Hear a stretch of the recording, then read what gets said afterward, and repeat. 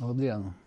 Atrodamies atkal Saeimas bibliotēkā, un es gribētu pateikt dažus vārdus par to, kā notiek melošana.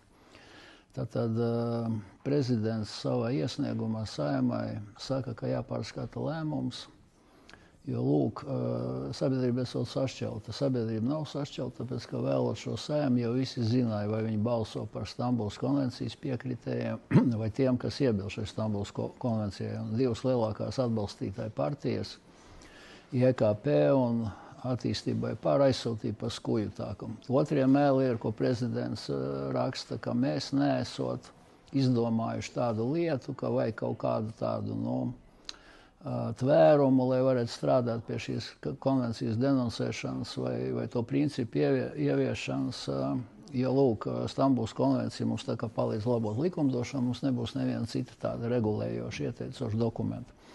Kas arī ir meli, jo pagājušā gadā Eiropas parlaments un padome pieņēma ļoti labu direktīvu par vardarbības apkarošanu pret sievietēm un vardarbības apkarošanu ģimenēs.